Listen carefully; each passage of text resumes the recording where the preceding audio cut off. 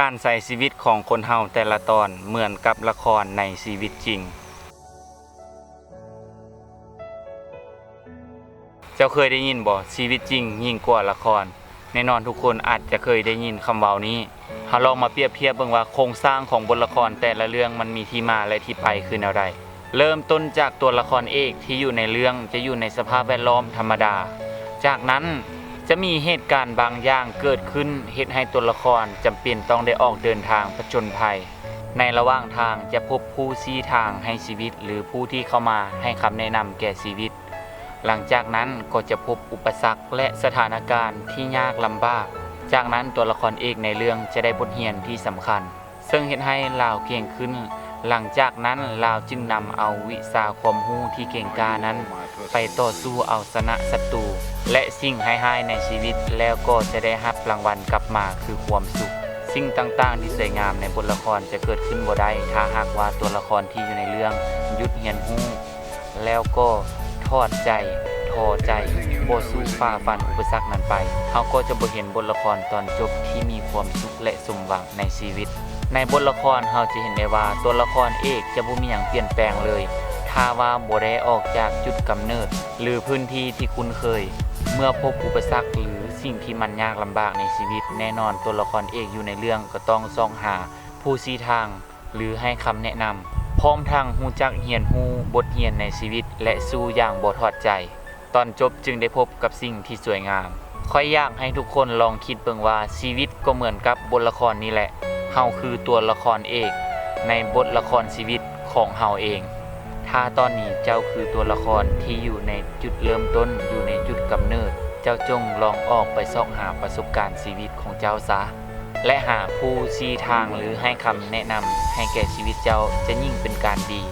ถ้าเจ้าอยู่ในตอนที่ตัวละครพบอุปสรรคเจ้าจงเรียนรู้และสู้มันอย่าทอดใจและสิ่งสำคัญจะต้องเชื่อว่าเจ้ามีความสามารถที่จะผ่านมันไปได้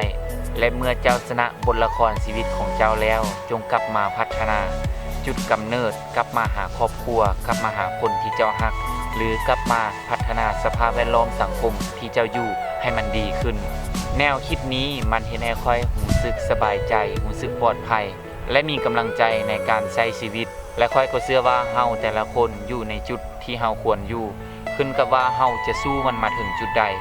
เฮาจะออกไปจากจุดเริ่มต้นไปพบอุปสรรคหรือกำลังต่อสู้ฝ่าฟันอุปสรรคนั้นไปหรือบางคนอาจจะ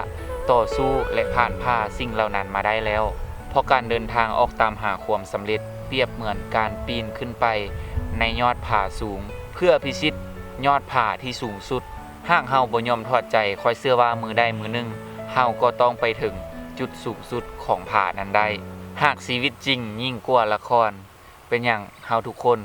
บ่สร้างบทละครชีวิตของเฮานี่ให้มันออกมาดีและเป็นที่จดจำแก่สายตาผู้คนกลับไปซะกลับไปสร้างชีวิตของเจ้าให้ดีกลับไปสร้างบทละครและลิ้นละครของเจ้าให้มันจบหากชีวิตจริงยิ่งกว่าละครเจ้านั้นคือตัวละครเอกในเรื่องเจ้าคือพระเอกหรือนางเอกที่อยู่ในเรื่องจงเชื่อมั่นว่าเจ้าเฮ็ดได้และกลับไปใส่ชีวิตให้มันดีขึ้นและนี่ก็คือรายการกาสีสตอรี่รายการที่จะนำเอาเรื่องราวที่ให้แง่คิดและแห่งบันดาลใจมาให้ทานทุกๆวันอาทิตย์ทาง Facebook Fanpage และ YouTube กาสีอินดี้และบ่ว่าฝันของเจ้าแม่นหยังเบิ่งมันให้เลิกลงไปมันเฮ็ดมันทุกๆวันเวลาเท่านั้นจะให้คำตอบและนี่ก็คือสิ่งดีๆที่ข้อยอยากจะมอบให้หวังว่าท่านจะได้หยังกลับไปสอนใส่จากกาสีอินดี้สบายดี